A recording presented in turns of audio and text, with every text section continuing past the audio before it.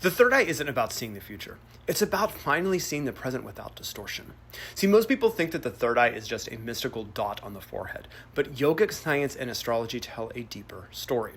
What you perceive at the brow is really a projection from the medulla, deep in the brainstem, the ancient seat of consciousness.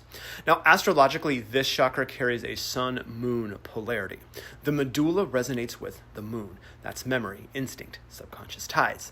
The ajna at the forehead projects with the sun. This is illumination, awareness, clarity. The third eye is where subconscious waters become conscious light, where the hidden is made visible. Now, physiologically, ajna is ruled by the pituitary gland. This is the master gland that regulates hormones, moods, nervous system. When the pituitary is strong, perception is clear, it's balanced, it's intuitive. But when it's weak, the psyche splits. Too much fantasy, and you drift into delusion. Too much fear, and you get paralyzed by shadows. Now, in Kundalini Yoga, we say that the sixth chakra is really the command center. Every thought is a projection. Every word carries a frequency. If the third eye is blocked, we project confusion, insecurity, illusion.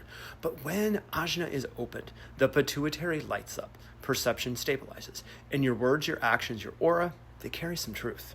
So how do you work with this? Well, the moon's lesson is don't drown in the subconscious. Learn to watch your inner tides without being swept away.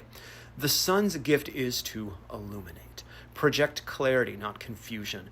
Be aware that your thoughts cut through fear and fantasy, or at least they can.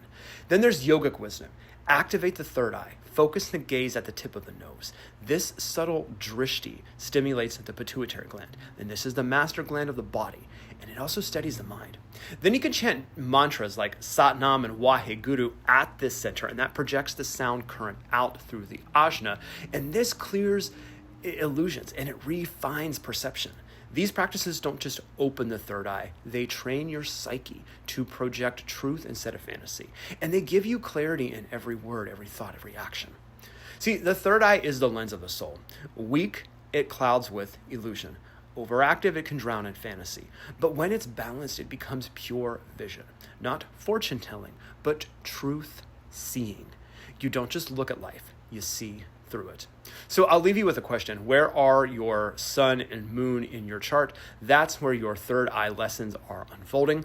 Drop it in the comments and DM me if you want to book a session for a full decoding of your chart, your planets, and how that relates to your chakras. Sat Nam.